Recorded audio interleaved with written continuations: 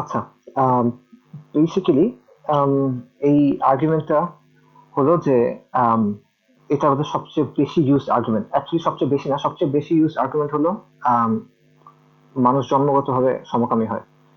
But যখন আপনি এটা কাউন্টার করবেন, যেহেতু এটা একটা সুডো সায়েন্টিফিক ক্লেম, একটা মানে বেসিক্যালি মিথোলজি, এটা কোনো বাস্তবতা নেই, তখন তারা এসে বলবে যে আচ্ছা এটা তো কারো ক্ষতি হচ্ছে না। সো এটা আই উড সে যে এটা তিন ভাবে আপনি কাউন্টার করতে পারেন এবং প্রত্যেকটা বোঝা আসলে দরকার। সো প্রথমটা হলো যে কোরআন হলো আল ফুরকান। এটা আমাদের বুঝতে হবে যে Quran is the ultimate criterion. So আমরা অনেক সময়, আমি কালকে একটা পরশু দিন একটা প্রশ্ন দেখতেছিলাম, একটা ছবি, যে ইসলামে কি সমকামিতা হারাম? অবভিয়াসলি যে প্রশ্ন করছেন উনি হয়তোবা সঠিক চিন্তা থেকেই করছেন, বাট কথাটা আসলে ভুল। ইসলামে সমকামিতা হারাম বলে কিছু নাই, মানে সমকামিতা মুসলিমদের জন্য হারাম, ব্যাপারটা এরকম না। আল্লাহ সুবহানাহু ওয়া তাআলা যে আলটিমেট, আল্লাহ আযজা ওয়া জাল যে আলটিমেট ক্রাইটেরিয়ান দিয়েছেন, যে চূড়ান্ত হিসাব করে দিয়েছেন, সেটা হলো এটা হারাম, রাইট? সো অবভিয়াসলি কাফের এটা মানবে না, কিন্তু এটা আপনাকে মানতে হবে। ব্যাপারটা এমন না যে আমাদের মুসলিমদের জন্য এটা হারাম, বা এটা আমরা আমরা খারাপ মনে করি না, এটা আমরা খারাপ মনে করি না, এটা খারাপ। কোনো কিছু ভালো না খারাপ সেটা ডমিনেন্ট কালচার ঠিক করবে না, সমাজের মানুষ ঠিক করবে না, মানুষ ভোট দিয়ে ঠিক করবে না। কিছু একাডেমিক বা কিছু সেলিব্রিটি বা কিছু ইন্টেলেকচুয়াল কি বললো না বললো সেটা আমাদের নৈতিকতার মানদণ্ড না। আমরা এটা দিয়ে ঠিক করবো না যে এটা ভালো না এটা খারাপ। সো ভালো খারাপের মানদণ্ড হলো আল্লাহ সুবহানাহু ওয়া তাআলা কি বলছেন। সো আল্লাহ সুবহানাহু ওয়া তাআলা যদি কোনো কিছুতে কিছু বলে দেন, আল্লাহ রাসূল সাল্লাল্লাহু আলাইহি ওয়াসাল্লাম যদি কোনো কিছুতে কিছু বলে দেন, তখন এখানে আর কিছু বলার জায়গা নেই। সো আমাদের এটা বুঝতে হবে, দিস ইজ ভেরি ইম্পর্টেন্ট। কাফের এগুলো মানবে না, ঠিক আছে, কিন্তু মুসলিম হিসেবে এটা শক্তভাবে বিশ্বাস করতে হবে। এটা ফার্স্ট থিং। এবং অবভিয়াসলি এটা যেন কখনো আমরা ওভারলুক না করি। অনেক সময় তর্ক করতে গিয়ে আমরা, ঠিক আছে ওকে আমি কিভাবে বুঝাবো, কাফেরকে আমি কিভাবে বুঝাবো, এসব করতে গিয়ে আমরা এই পয়েন্টগুলো থেকে সরে যাই। বাট এটা মনে থাকতে হবে, মনে রাখতে হবে, এবং কনভিকশনটা থাকতে হবে, এটা হলো এক নম্বর কথা। অ্যান্ড অবভিয়াসলি ইসলামের জায়গা থেকে আমরা জানি যে আমাদের একটা দায়িত্ব হলো আমর বিল মারুফ ওয়া নাহি আনিল মুনকার, রাইট? সৎ কাজের আদেশ এবং অসৎ কাজে বাধা দেওয়া। এবং এটার অনেক এক্সাম্পল আছে কেন এটা জরুরি। বাট আলহামদুলিল্লাহ আমি দেখলাম যে এই বিষয় নিয়ে আমি আজকে দুজন আলিমের বক্তব্য দেখছি। আলহামদুলিল্লাহ, আল্লাহ তাদের উত্তম জাযা দিন, এবং আমি আশা করি যে ওলামায়ে কেরাম এটা নিয়ে আরো কথা বলবেন এবং তারা এটা নিয়ে আরো বিস্তারিত আলোচনা করবেন। যেমন একজন শাইখ বলছেন, খুব ক্লিয়ারলি বলে দিচ্ছেন যে আপনি একটা হারাম কাজ করেন, এটা ফাসিকি। বাট আপনি যদি হারাম কাজকে হালাল বলেন, বা আপনি এটা যদি বৈধতার জন্য কথা বলেন, তাহলে এটা কুফর। আলহামদুলিল্লাহ, এটা ক্লিয়ারলি বলা হচ্ছে কথাটা। সো এখানে আসলে আমার এই বিষয়টা নিয়ে হয়তো বা বেশি কিছু বলার দরকার নেই। ওলামায়ে কেরাম ইনশাআল্লাহ এটা ক্লিয়ার করে আহ, দিবেন, দিছেন। আমি আশা করি যে আরো কথা এরকম বলবেন ওরা ইনশাআল্লাহ। এবং আমরা এটা মনে রাখতে হবে যে লূত আলাইহিসসালাম যখন তার কমকে বলতেছিলেন, তখন তিনি বলছিলেন তোমরা একটা কাজ করছো যেটা ঘৃণ্য, যেটা আমি ঘৃণা করি, রাইট? সো আমরা এখন অনেক মডারেট মুসলিমদের কাছ থেকে বা ওয়েস্টার্ন মুসলিমদের কাছে একটা কথা শুনি যে মানে ঠিক আছে কাজটা নিয়ে আমরা কিছু বলবো না। ব্যাপারটা এরকম না। আল্লাহ নবী এটাকে ঘৃণ্য কাজ বলছেন। এবং আল্লাহ রসুল সাল্লাল্লাহু আলাইহি ওয়াসাল্লামের হাদিসে আম, এইকে আম, সমকামিতা বা লিওয়াজকে, পুরুষ এবং পুরুষের মধ্যে যে সঙ্গম, সেটাকে জিনার সাথে তুলনা করা হয় না। যদিও আমরা এটা ওয়েস্ট থেকে খুব বেশি শুনি এখন যে এটা জিনার মতো, এটা জিনার মতো। না, আল্লাহ রসুল সাল্লাল্লাহু আলাইহি ওয়াসাল্লামের হাদিসে এটাকে জিনার সাথে তুলনা করা হয়নি। এটা হাদিসে এটার সাথে বলা হয়েছে এর কথা, বিসিয়ালিটির কথা, মিনিং পশুর সাথে যৌন সঙ্গমের সাথে এটার কথা বলা হয়েছে, যে আল্লাহ লানত তার উপরে যে পশুর সাথে সঙ্গম করে অথবা কওমে লূতের অনুরূপ করে। সো দিস ইজ ওয়ার্স দেন জিনা, ঠিক আছে? এটা এবং আল্লাহ সুবহানাহু ওয়া তাআলা এবং লূত আলাইহিস সালাম বলছেন যে তারা মুসরিফিন, ইসরাফ, তারা সীমা লঙ্ঘনকারী, মানে তারা তীব্রভাবে সীমা লঙ্ঘনকারী। So this is not the same as জিনা। আমরা অনেকে বলি যে এটা যেটা জিনার মতো, জিনার মতো। এটা বুঝতে হবে যে দিস ইজ একটা স্পেশাল কাইন্ড অফ গুনাহ, যেটা স্পেসিফিক্যালি জঘন্য এবং স্পেসিফিক্যালি ট্রান্সগ্রেসিভ এবং ঘৃণ্য। এটা হলো ফার্স্ট কথা, যে Quran al Furqan, that's the only yardstick basically সত্য এবং মিথ্যার। আমরা এটা যেন ভুলে না যাই। আমরা তর্ক করবো, ঠিক আছে, ফাইন, সমস্যা নেই, বাট আমরা যেন এটা ভুলে না যাই। আচ্ছা, এরপর আমি অ্যাকচুয়ালি হার্ম প্রিন্সিপালের কথায় আসি। মানে ওরা যেই কথাটা বলে এটা বেসিক্যালি হলো হার্ম প্রিন্সিপাল, যে নেট লাভ বা নেট ক্ষতির হিসাব, বা সমকামিতার ক্ষেত্রে ওরা যেটা বলে যে আম, যদি কোনো কাজ দুজন ব্যক্তির সম্মতির ভিত্তিতে হয় এবং অন্য কারো ক্ষতি না হয়, তাহলে এটা কেন খারাপ? কারণ খারাপের হিসাবটা হবে লাভ ক্ষতি দিয়ে, মানে কারো ক্ষতি হচ্ছে কিনা, তারা এটাতে আনন্দ পাচ্ছে, সেটা খারাপ কেন হবে। সো বেসিক্যালি এই যে হার্ম প্রিন্সিপালটা, এটার ভিত্তিতে ভালো মন্দ ঠিক করা, এটা একটা স্পেসিফিক ওয়েস্টার্ন চিন্তা। এটা গত 200-300 বছর আগে হচ্ছে, নিও বেন্থাম এটসেট্রা এটসেট্রা, এদের মাধ্যমে এই জিনিসপত্রগুলো আসছে। এবং এটা একটা পার্টিকুলার আন্ডারস্ট্যান্ডিং অফ মোরালিটি, এটা মোরালিটির ব্যাপারে একটা নির্দিষ্ট ধারণা। এবং ওয়েস্ট বিভিন্ন বিষয়ের ক্ষেত্রে তারা হিস্টোরিসিটি, তারা রিলেটিভিজমের কথা বলে, কিন্তু তারা নিজেদের যে ধারণাগুলো এখন তারা আহ, মানে প্রচার করে, এগুলো যে তাদের নিজস্ব সময়, প্রেক্ষাপট, ইতিহাসের রেজাল্ট, এবং এটা যে সার্বজনীন না, এটা তারা বিশ্বাস করতে চায় না। তারা মনে করে যে তাদের কাছে যেটা ভালো মনে হয় এটা ইউনিভার্সাল, এবং তারা মনে করে যে ভালো মন্দের মাপকাঠি হলো কারো ক্ষতি হচ্ছে কিনা, যদি কোনো কিছু করলে কারো ক্ষতি না হয় তাহলে এটাতে কোনো সমস্যা নেই। কিন্তু এই অবস্থানটা পৃথিবীর অধিকাংশ সভ্যতা, অধিকাংশ সমাজ, অধিকাংশ সংস্কৃতি এবং অধিকাংশ ধর্মের অবস্থানের সাথে মিলে না। ইনফ্যাক্ট স্ট্যাটিস্টিক্যালি আধুনিক ওয়েস্টের মানুষের যে পলিটিক্যাল, যে মরাল চিন্তা ভাবনা, তাদের যে মরালিটি, তাদের যে নৈতিকতা, তাদের যে মূল্যবোধ, এটা একটা স্ট্যাটিস্টিক্যাল আউটলায়ার। আউটলায়ার বাংলা কি ভাই? মানে আহ, মানে বেসিক্যালি এটা পৃথিবীর অধিকাংশ মানুষ একটা জিনিস মনে করে বা এক ধরনের অবস্থানে থাকে, তাদের অবস্থানটা এটা থেকে অনেক দূরে একটা অবস্থান, এটার সাথে কারো অবস্থানে মিলে না বেসিক্যালি। ঠিক আছে? এবং অনেকে অনেকে বলেন যে দিস ইজ, এটাকে বলেন যে উইয়ার্ড সাইকোলজি। উইয়ার্ড সাইকোলজি মানে হলো western, educated, industrial, rich, democratic, right? WEIRD, weird. এই ধরনের সমাজের মানুষের একটা নির্দিষ্ট ধরনের মূল্যবোধ এবং নৈতিকতা গড়ে উঠছে গত 100-200 বছরে, যেটা পৃথিবীর বাকি মানুষের অবস্থানের সাথে মিলে না। বাকি মানুষদের অবস্থানের মধ্যে পার্থক্য আছে, হ্যাঁ সত্য, বাট এটা কারোর সাথেই তেমন একটা মিলে না। তারা statistical outliers.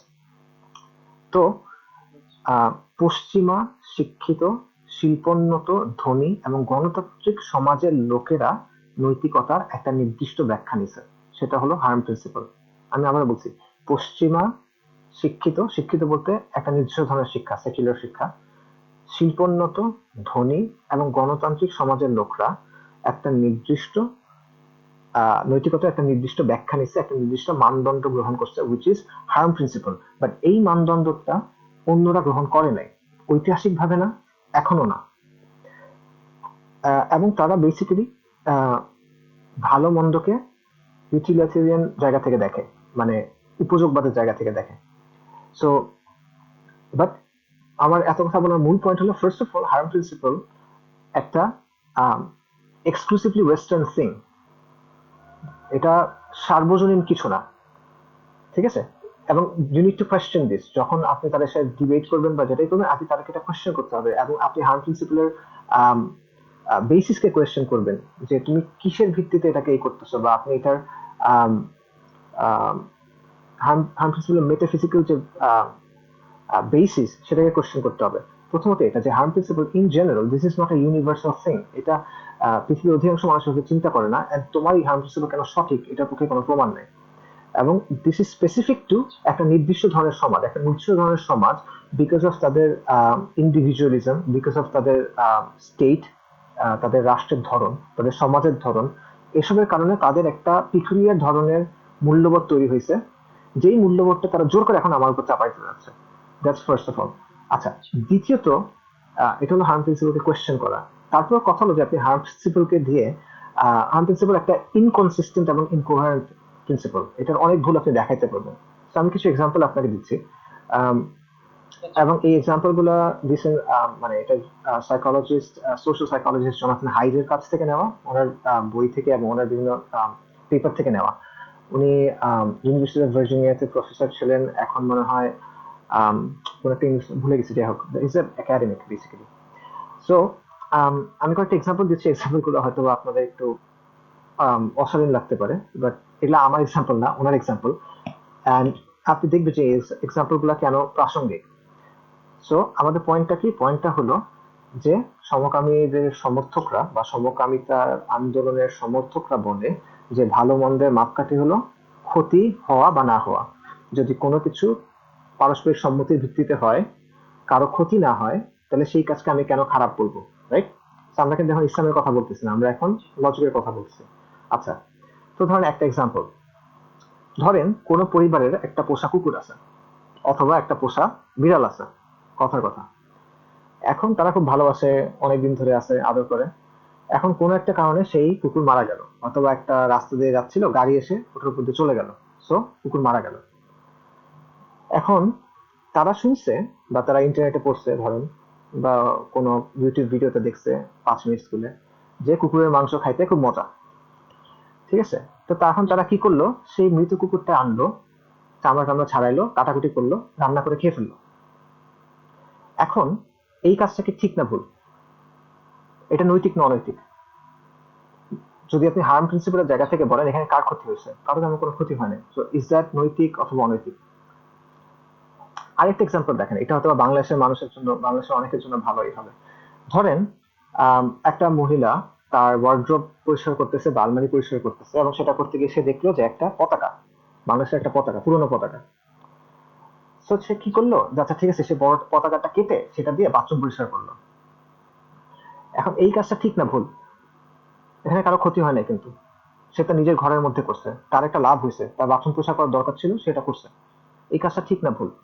In terms of harm principal এই কাজটা ঠিক না ভুল? থার্ড একটা এক্সাম্পল, এটা একটু ইজিলি হয়তো বুঝতে পারবেন, বাট এটা একটু এক্সপ্লিসিট, বাট এগেন এটা জনাথন হাইটের এক্সাম্পল আমার না।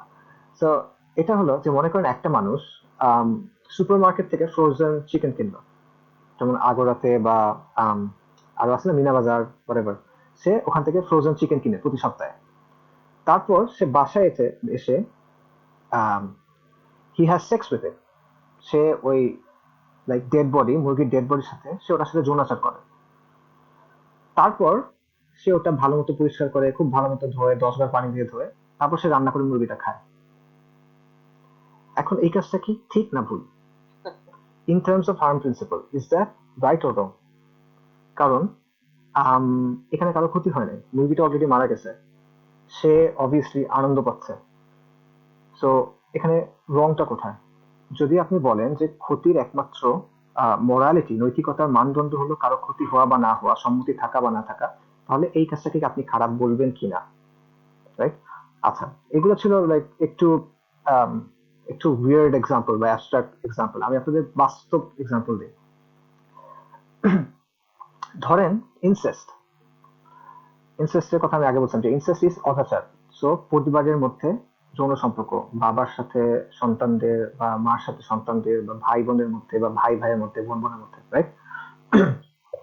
এখন মনে করেন দুজন ভাই বোন, তারা দে হ্যাভ সেক্স, অ্যান্ড তারা they use protection, they use birth control pills, so বাচ্চা হওয়ার কোনো সম্ভাবনা নেই, রাইট?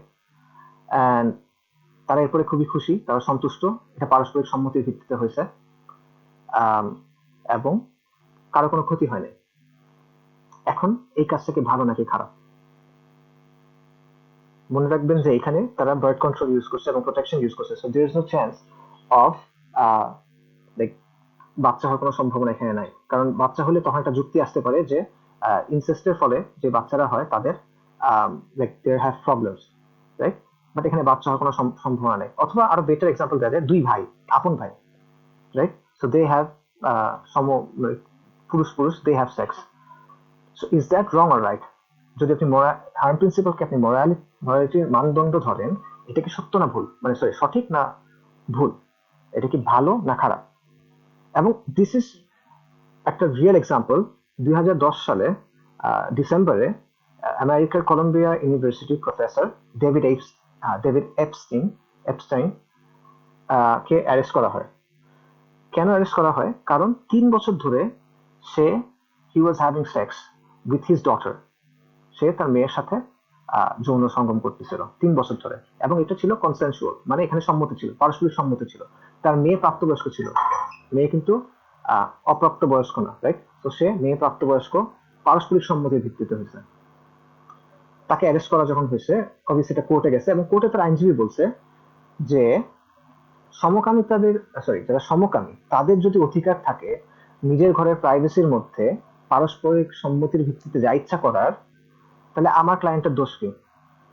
সে তার নিজের ঘরের ভিতরে পারস্পরিক সম্মতির ভিত্তিতে একজন প্রাপ্তবয়স্কের সাথে, সেটা তার মেয়ে, সমস্যা নেই, কিন্তু প্রাপ্তবয়স্ক মেয়ের সাথে সম্মতির ভিত্তিতে যৌন সম্পর্ক করছে।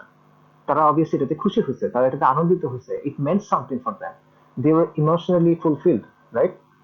সো এটা খারাপ কেন? কেন আপনারা এটা খারাপ বলবেন? সমকামিতা খারাপ না, এটা কেন খারাপ? সমকামীদের ক্ষেত্রে যুক্তি কি? কারো কোনো ক্ষতি হচ্ছে না, পারস্পরিক সম্মতির ভিত্তিতে হচ্ছে, নিজ ঘরের প্রাইভেসিতে হচ্ছে। এখানে প্রফেসর ডেভিড এপস্টেইন নিজের মেয়ের সাথে সেক্স করতেছে পারস্পরিক সম্মতির ভিত্তিতে, প্রাপ্তবয়স্ক মেয়ে, ঘরের প্রাইভেসির ভিতরে। এখন আপনি কি বলবেন? In terms of harm principle, যদি ক্ষতি সবকিছুর মানদণ্ড হয়, তাহলে এটা কি ঠিক না ভুল? আপনি যদি কনসিস্টেন্ট হন, যে হার্ম প্রিন্সিপলকে কনসিস্টেন্টলি ফলো করবে, তার বলতে হবে যে এটা সঠিক, ইনসেস্টে কোনো সমস্যা নাই। এবং আপনারা দেখবেন যে লরেন্স ক্রাউস, সে একটা ডিবেটে এটা বলছিল যে হ্যাঁ আমি এটার মধ্যে আমাকে সমস্যা দেখি না, নট নেসেসারিলি এটার মধ্যে, সে বলছে Consider. হ্যাঁ এক্স্যাক্টলি, সে বলছে যে ইনসেস্টে এটা আমার ক্লিয়ার না যে কেন এটা রং হবে, রাইট? সো বাট অবভিয়াসলি যারা সুস্থ মানুষ আপনারা নিশ্চয়ই বুঝতে পারছেন যে এটা there is problem with it. এটা অবভিয়াসলি অনৈতিক একটা কাজ। এখন আপনি বুঝতেছেন না হয়তো কেন অনৈতিক, কিন্তু এটা অনৈতিক। পয়েন্টটা হলো অবভিয়াসলি এটা আমরা ফিতরা, এটা আমাদের ফিতরা, আল্লাহ সুবহানাহু ওয়া তাআলা আমাদের ফিতরার মধ্যে দিয়ে দিয়েছেন, মানুষ সহজাতভাবে বুঝে, ভালো খারাপ একটা আন্ডারস্ট্যান্ডিং মানুষের মধ্যে সহজাতভাবে দেওয়া আছে। সো বাট আমাদের পয়েন্টটা হলো, আমি যে কারণে এক্সাম্পল করে দিলাম, এটা হয়তো আমার কাছে বিজার লাগতে পারে, আমার পয়েন্ট হলো এটা যে হার্ম প্রিন্সিপল, ক্ষতি, কারো যদি ক্ষতি না হয় তাহলে সেই কাজ জায়েজ, এই প্রিন্সিপলটা আপনি কনসিস্টেন্টলি নৈতিকতার মানদণ্ড হিসাবে ব্যবহার করতে পারবেন না। There problems with it, right? So আপনি সমকামিতার ক্ষেত্রে এটা ব্যবহার করতে পারবেন না। যদি আপনি এটা বলেন তাহলে আমি বলবো ঠিক আছে, ইনসেস্টের ক্ষেত্রে তোমার সমস্যা কি বলো। আপনি যদি বলেন যে না ইনসেস্ট ঠিক না, তাহলে আমি বলবো তাহলে সমকামিতাও ঠিক না। আপনি যদি বলেন যে ইনসেস্ট ঠিক, তাহলে আমি বলবো তাহলে তুমি একটা পারভার্ট, রাইট? সো মানে সিরিয়াসলি, মানে ইফ সামওয়ান সেজ যে ইনসেস্ট ইজ ওকে, দেন আমার আসলে এটা নিয়ে আলোচনা করার দরকার নেই। আমার জাস্ট মানুষের সামনে গিয়ে এটা বলা উচিত যে হ্যাঁ ও সমকামিতা সমর্থন করে, এটাও মনে রাখে ও কিন্তু ইনসেস্টও সমর্থন করে। দ্যাটস ইট, আমার আর আলোচনা করার দরকার নেই, it's clear for the people, right? So এটা হলো সেকেন্ড পয়েন্টটা, যে আপনি ইউ অ্যাটাক হার্ম প্রিন্সিপল, যে harm principle is not a consistent yardstick of good and evil বা রাইট অ্যান্ড রং। এটা হলো একটা পয়েন্ট। থার্ড যেটা, তো আমি বলছি যে তিনটা ভাবে আপনি এটা কাউন্টার করতে পারবেন। প্রথমটা হলো আপনার এটা বুঝতে হবে যে কোরআন হলো আল ফুরকান, এবং আমাদের সৎ কাজের আদেশ এবং মন্দ কাজের নিষেধের একটা ব্যাপার আছে। আহ, আমাদের না, এটা আল্লাহ সুবহানাহু ওয়া তাআলা দিয়েছেন দায়িত্ব। দ্বিতীয়ত, harm principle is faulty, harm principle অসম্পূর্ণ, এটা এটা কনসিস্টেন্টলি ইউজ করা সম্ভব না। ফর এক্সাম্পল ইনসেস্টকে আপনার জায়েজ বলতে হবে। আচ্ছা, 3 নাম্বার হলো যে আসলে লাভ ক্ষতির যে অ্যানালিসিস, আহ, একেবারে ইউটিলিটির জায়গা থেকেও এটা প্রমাণ করা যায়, বা এটা প্রমাণিত যে সমকামিতা বা সমলিঙ্গের সাথে সেক্সের যে কালচারটা আছে, it is harmful. It is harmful ব্যক্তির জন্য, পরিবারের জন্য, সমাজের জন্য এবং সভ্যতার জন্য। এবং এই ব্যাপারে আমি কিছু এক্সাম্পল দিচ্ছি, এবং আমি এগুলো সাইটেশন গুলো আমি ইনশাআল্লাহ লাস্টে যে রিডিং লিস্ট দিব সেখানে আপনারা পাবেন। সো আমি এখানে সাইটেশন গুলো সব আলাদা আলাদা ভাবে বলতেছি না আর কি। সো প্রথম কারণ যে কেন এটা হার্মফুল, এবং একজন ভাই আমাকে কোয়েশ্চেন করছিলেন যে কিভাবে একজন কাফেরকে এটা বোঝানো যেতে পারে। তার জন্য হয়তো মানে এই বিষয়গুলো আপনি আম, আপনি কাফেরদের কাছে হয়তো বুঝাতে পারবেন, বা someone who's coming from a liberal paradigm, তাকে হয়তো আপনি এভাবে বুঝাতে পারবেন। সো সমলিঙ্গের মধ্যে যে যৌনাচার, এগুলোর মধ্যে এমন অনেকগুলো প্র্যাকটিস প্রচলিত আছে যার বেশিরভাগই খুবই রিস্কি। এবং রিস্কি বলতে মানে it's like physically very risky, শরীরের জন্য খারাপ বা এরকম আর কি। সো এবং তাদের মধ্যে কিছু প্র্যাকটিস চালু আছে, ফর এক্সাম্পল উত্তেজক ড্রাগের ব্যবহার, cocaine, crack cocaine, methamphetamine, obviously Viagra, amyl or amyl বলে আমি ভুলে গেছি, আচ্ছা যাক অ্যামিল। এবং উত্তেজক ড্রাগের ব্যবহার, বহুগামিতা, সো একজন অনেক মানুষের সাথে যৌন সম্পর্ক করা, গ্রুপ সেক্স, বন্ডেজ, সেডোমেসোকিজম সহ এমন অনেক প্র্যাকটিস চালু আছে যা এইসব কাজে লিপ্ত মানুষের ব্যক্তি এবং শরীরের উপর, এবং তার মানে সরি তার শরীর এবং মানসিক স্বাস্থ্যের জন্য খুবই ক্ষতিকর। আমি এটা পরে আরো ব্যাখ্যা করতেছি ইনশাল্লাহ। সো যেমন তাদের মধ্যে একটা গে সাবকালচারের একটা অংশ হলো ক্রুজিং। আপনারা দেখতে পারেন ক্রুজিং গে, এটা রিসার্চে দেখতে পারেন গে সাবকালচার ক্রুজিং। এটা মানে কি? এটা হলো বেসিক্যালি কোনো এলাকায় বা অঞ্চলে একজন কোট আনকোট সমকামী, সে জাস্ট ঘুরে বেড়াবে যাতে সে এককালীন যৌন সঙ্গমের জন্য একজন সঙ্গী খুঁজে পায়, রাইট? সো আমি তো একটা এক্সাম্পল দিয়ে বুঝাই, কারণ বাংলায় কথাটা শুনতে কঠিন লাগতেছে। ধরেন বাংলাদেশে ড্রাগের বিভিন্ন স্পট আছে, রাইট, যেখানে মানুষ যায় ড্রাগ কিনতে, ওইখানে গেলে পাওয়া যায় এরকম জানে।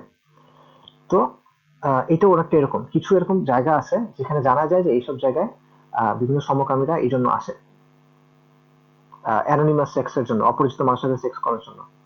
এবং সো তারা এভাবে এরকম বিভিন্ন জায়গায় যায় এবং সেখানে তারা অপরিচিত কোনো ব্যক্তির সাথে ইদার পাবলিকে, মানে পাবলিক প্লেসে, অথবা কোনো বাথরুমে অথবা কোনো ক্লাবের ব্যাকরুমে they have sex, anonymous sex, অপরিচিত মানুষের সাথে সেক্স, জাস্ট এরপরে হয়তো জীবনের কখনো দেখাই হবে না। This is very very normal homosexual সাবকালচারের জন্য।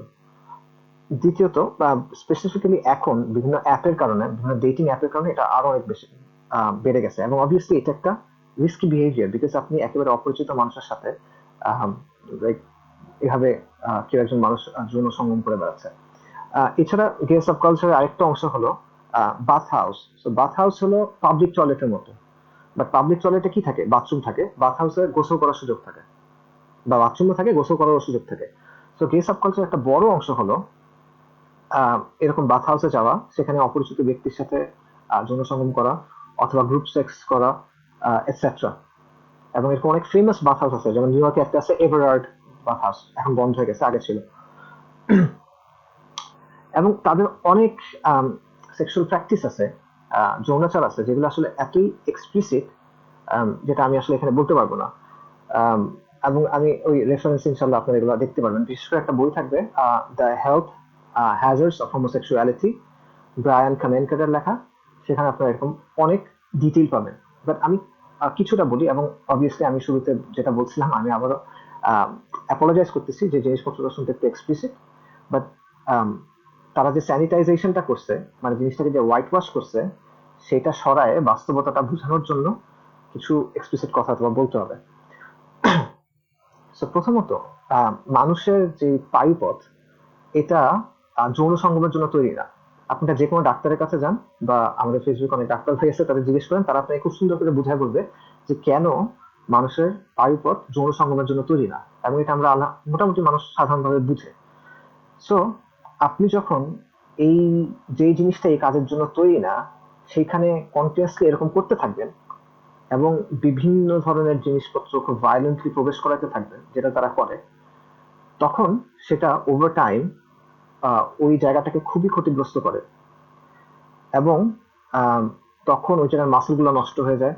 এবং এটার একটা রেজাল্ট হলো ইনকন্টিনেন্স। ইনকন্টিনেন্স মানে হলো যে বেসিক্যালি সে তার বাওয়াল মুভমেন্ট আর কন্ট্রোল করতে পারে না। সো ধরেন তাদের বিভিন্ন প্লাগস বা ডায়াপার তখন ইউজ করতে হয়, অ্যাডাল্ট ডায়াপার। এটা হলো জাস্ট, আমি বলছি না যেটা সবার হয়, আমি বলছি দিস ইজ একটা লজিক্যাল প্রোগ্রেশন অফ ইট। দ্বিতীয়ত, বিভিন্ন যৌনতা বাহিত রোগ বা এসটিডি, সেক্সুয়ালি ট্রান্সমিটেড ডিজিজেস, হবার চান্স গেদের অনেক বেশি। বিশেষ করে যারা পুরুষদের মধ্যে, যারা পুরুষদের সাথে যৌন সম্পর্ক করে বা যৌন সঙ্গম করে, তাদের মধ্যে এসটিডি হওয়ার চান্স অনেক বেশি স্ট্যাটিস্টিক্যালি। বিশেষ করে এনাল ক্যান্সার বা পায়ুপথের ক্যান্সার, এবং বিভিন্ন ধরনের হেপাটাইটিস, গনোরিয়া, এবং অবশ্যই এইডস। এবং আপনারা জানবেন যে এইডস যখন ইনিশিয়ালি ইউএসএ তে সার্ফেস করছিল, তখন এটা অলমোস্ট এক্সক্লুসিভলি একটা গে ডিজিজ ছিল, মিনিং এটা এক্সক্লুসিভলি সমলিঙ্গের সাথে যৌন সম্পর্ক করা পুরুষদের মধ্যে ধরা পড়তেছিল। ইনফ্যাক্ট প্রথমে এইডস এর নাম দেওয়া হয়েছিল জিআইডিএস, আমরা এখন বলি AIDS, acquired immuno deficiency syndrome, right? তখন বলতো GIDS, gay immuno deficiency syndrome disease initially, পরে নামটা চেঞ্জ করা হয়েছে। এবং পরবর্তীতে বিভিন্ন বাইসেক্সুয়ালের মাধ্যমে এবং ব্লাড ট্রান্সফিউশনের মাধ্যমে সাধারণ মানুষের মধ্যে এই ওষুধটা আসছে। সো এছাড়া আরেকটা অংশ, আমি আবারও অ্যাপোলোজাইজ করতেছি, সেটা হলো যে তাদের যৌনাচারের সময় তারা এমন কিছু বিকৃত কাজকর্ম করে যার কারণে তারা বেসিক্যালি যার কারণে তারা বেসিক্যালি ফিসিস ইনজেস্ট করে। ফিসিস মানে কি? ফিসিস হলো মানব বর্জ্য, রাইট? তারা এমন কিছু কাজ করে যেই কারণে তাদের মুখে আহ, মানব বর্জ্য ঢুকে এবং সেটা তাদের পেটে যায়, এবং তখন অবভিয়াসলি তাদের বিভিন্ন অসুখ হয়, এবং অনেক ধরনের এরকম অসুখ দেখা যায়, যেগুলোকে একসাথে আপনি দেখবেন যে জিবিএস বলে, গে বাউল সিন্ড্রোম।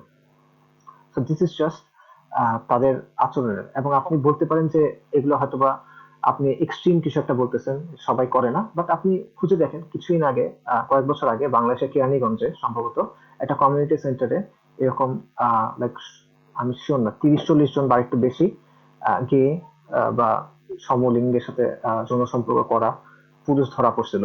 এবং আপনি ওই সময় প্রেস রিলিজ দেখেন তাদের কাছে কি কি পাওয়া গেছিল, and they had অনেক ইয়াবা, মদ, এবং they had like sex toys, right?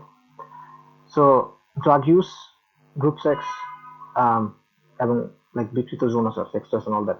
So এটা খুবই নর্মাল, খুবই নর্মাল।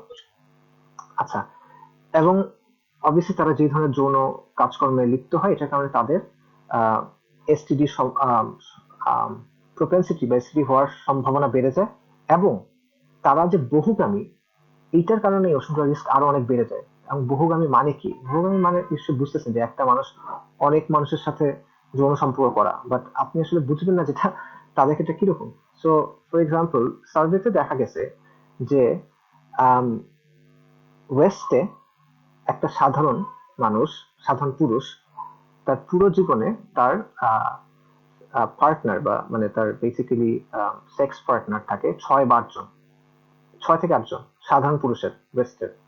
অবভিয়াসলি এটা আমাদের মুসলিমদের স্ট্যান্ডার্ড অনুযায়ী, ওটা কথা আমরা বলছি না, আমরা জাস্ট নর্মালি ওয়েস্টের কথা বলছি।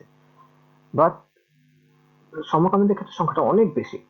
যেমন 83% হোমোসেক্সুয়ালস বলছে যে তাদের লাইফ টাইমে they had sex with 50 or more people, meaning 50-এর চেয়ে বেশি মানুষের সাথে তাদের যৌন সম্পর্ক হয়েছে। 24% বলছে যে তাদের 100 বেশি পার্টনার ছিল। 43% বলছে যে তাদের 500 বেশি পার্টনার ছিল,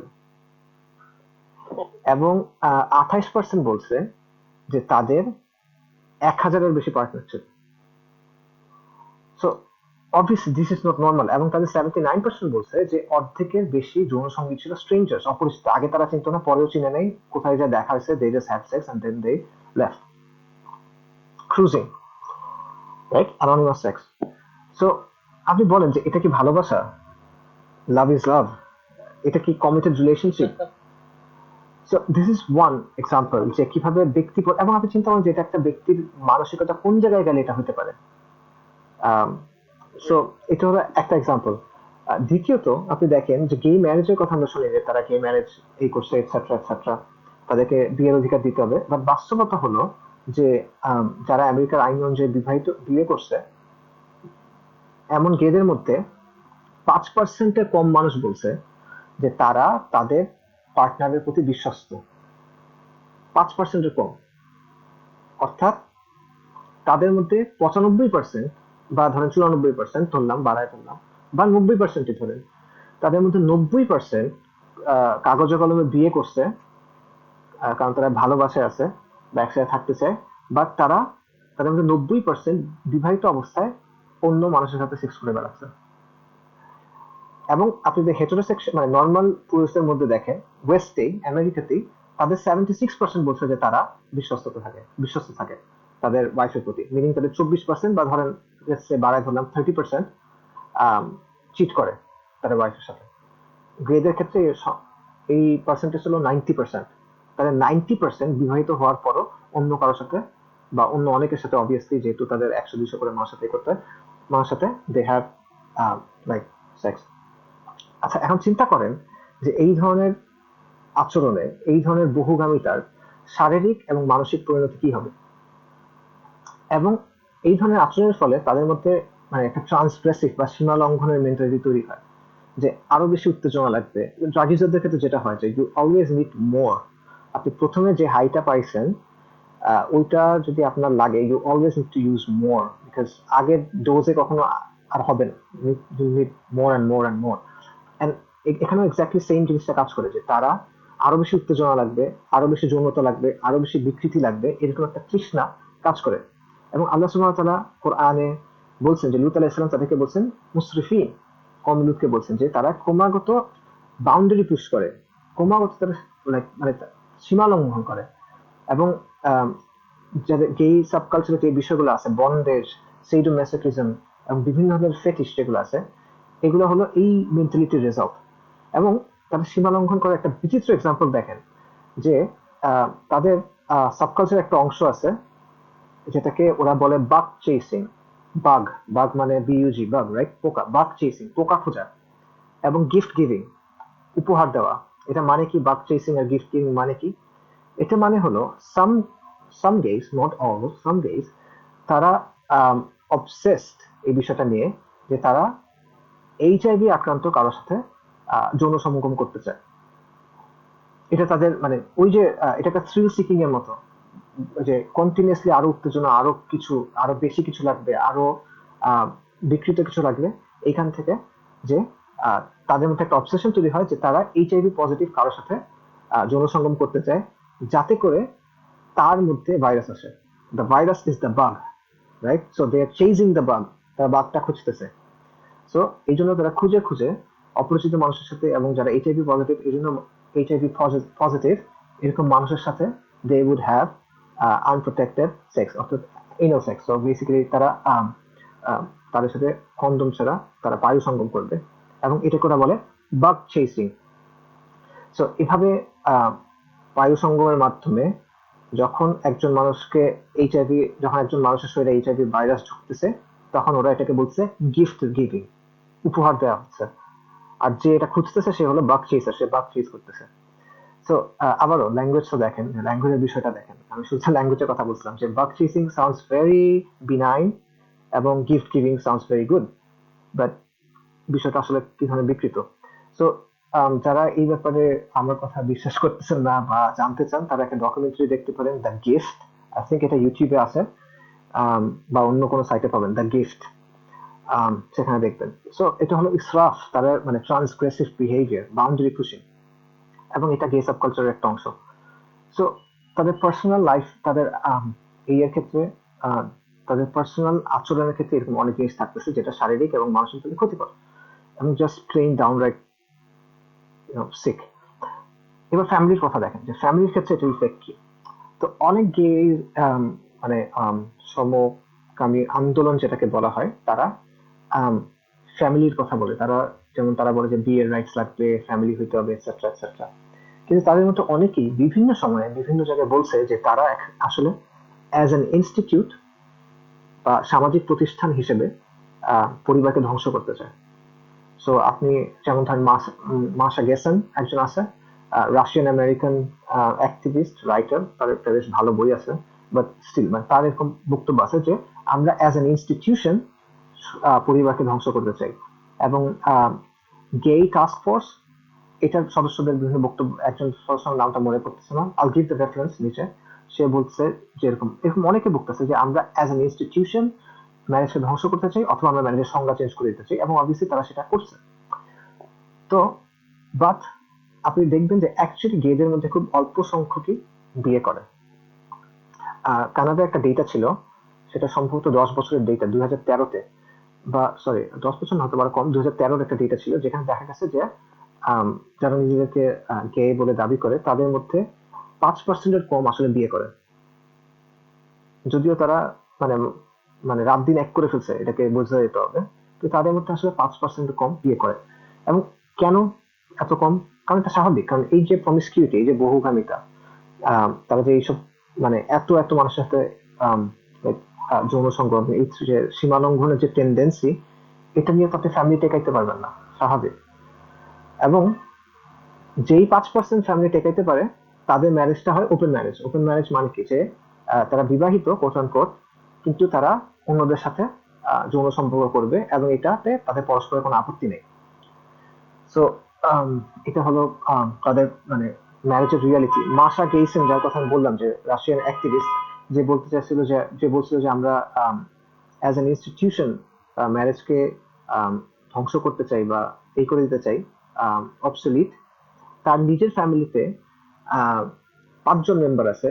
সে, তার লেসবিয়ান পার্টনার, তার লেসবিয়ান পার্টনারের বাচ্চা, যে বাচ্চার বাবা হলো তার ভাই, এবং তার অ্যাডপ্টেড বাচ্চা, এটসেট্রা এটসেট্রা। মানে ইটস লাইক, মানে মানে বিজার।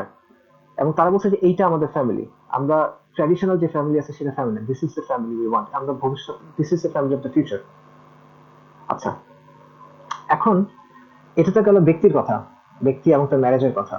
এইগুলোর ইফেক্টটা, এই যে বিকৃতি, এই যে বহুগামিতা, এই যে ট্রান্সগ্রেসিভ বিহেভিয়ার, এই সবকিছুর প্রভাব বাচ্চাদের উপর কেমন, পরিবারের বাচ্চাদের উপর কেমন? মানে আমরা নিজেরাই জানি যে একটা ফ্যামিলিতে যখন বাবা মার মধ্যে ঝগড়া হয়, if there is like domestic violence বা সমস্যা থাকে, সেটা আমরা জানি যে এটা বাচ্চাদের উপর নেগেটিভ ইফেক্ট পড়ে। তো এরকম যেখানে থাকে সেখানে ইফেক্টটা কিরকম? সো এরকম বেশ কিছু স্টাডি হয়েছে, যেমন ইউনিভার্সিটি অফ টেক্সাসের একটা প্রফেসর মার্ক রেগনারাস, তার স্টাডি উনি দেখাইছেন যে এরকম হোমোসেক্সুয়াল ফ্যামিলি, মিনিং যেখানে সমলিঙ্গের সাথে যৌন সম্পর্ক করে এমন দুজন ব্যক্তির মধ্যেকার যে ফ্যামিলি, সেখানে যেই বাচ্চারা বড় হয় তাদের মধ্যে বিভিন্ন সমস্যা থাকে। যেমন তারা পড়াশোনায় তাদের খারাপ করার সম্ভাবনা বেশি থাকে, ড্রাগ ইউজের সম্ভাবনা বেশি থাকে, হাইপারসেক্সুয়ালিটির সম্ভাবনা বেশি থাকে, মিনিং বহুগামিতার সম্ভাবনা, আম, তাদের বিভিন্ন এসটিডি তে আক্রান্ত হওয়ার সম্ভাবনা বেশি থাকে, অর্থাৎ যৌনতাবাহিত রোগে আক্রান্ত হওয়ার সম্ভাবনা বেশি থাকে, তাদের মধ্যে সুইসাইডাল টেন্ডেন্সি বেশি থাকে, আত্মহত্যা প্রবণতা বেশি থাকে, ডিপ্রেশন বেশি থাকে। একইভাবে পল সালেন্স, তার একটা রিসার্চ আছে, সেখানে উনি দেখাচ্ছেন যে এই ধরনের ফ্যামিলি, মানে সেম সেক্স ফ্যামিলিতে, যেখানে দুজন coat unquote parent same sex, সেখানে যারা বাচ্চারা থাকে, ধরেন দুজন বাবা বা দুজন মা এরকম ফ্যামিলিতে, তাদের ডেভেলপমেন্টাল ডিসেবিলিটি হওয়ার চান্স 2 গুণ বেশি। ডেভেলপমেন্টাল ডিসেবিলিটি হলো like no like mental development. এবং তাদের ছোটকালে সেক্সুয়ালি মলেস্টেড হওয়ার চান্স 10 গুণ বেশি সাধারণ ফ্যামিলির চেয়ে। সাধারণ ফ্যামিলির বাচ্চাদের চেয়ে গেই ফ্যামিলির বাচ্চাদের সেক্সুয়ালি মলেস্টেড হওয়া, অর্থাৎ যৌন নিপীড়িত হওয়ার প্রবণতা 10 গুণ বেশি। এবং তাদের তাদের জোর করে তাদের বেসিক্যালি রেপড হওয়ার চান্স 4 গুণ বেশি। ডিপ্রেসড হওয়ার চান্স, মানে প্রাপ্তবয়স্ক হওয়ার পর ডিপ্রেশনের রোগী হওয়ার চান্স 2 গুণ বেশি। এবং সুইসাইডাল হওয়ার চান্স 4 গুণ বেশি। আমি সবগুলো রেফারেন্স ইনশাল্লাহ আপনাদের লাস্টে শেষে কমেন্টে দিয়ে দিব, যাতে সব চেক করে দেখতে পারেন। এখানে সাইটেশন গুলো সব বলা আসলে ঝামেলা, সময় অনেক হয়ে গেছে। সো যাই হোক, so this is the effect on children. কিভাবে এটা একটা মানে ওই ইমিডিয়েট ফ্যামিলির চিলড্রেনকে কিভাবে সেটা ইফেক্ট করতেছে। এবং এরকম পরিবারের সন্তানদের অনেক টেস্টিমনি আপনারা এরকম নেটে পাবেন, যেখানে তারা বলছে যে কিভাবে এটা তাদেরকে, তাদের জন্য লাইক একটা টর্চার ছিল, এবং কিভাবে এরকম ফ্যামিলিতে বড় হওয়া তাদেরকে মেস আপ করছে কমপ্লিটলি। ওয়েবসাইট আছে, বই আছে, বিভিন্ন কিছু আছে। আর এছাড়া সমকামী অধিকার আন্দোলনের ফলে যেসব লেজিসলেশন হয়েছে বা আইন পাস করা হয়েছে, এর ফলে স্কুলগুলোতে কি এফেক্ট পড়ছে, কি শেখানো হচ্ছে, এটা আমি তো আগেই বলছি, প্রথমে বলছিলাম।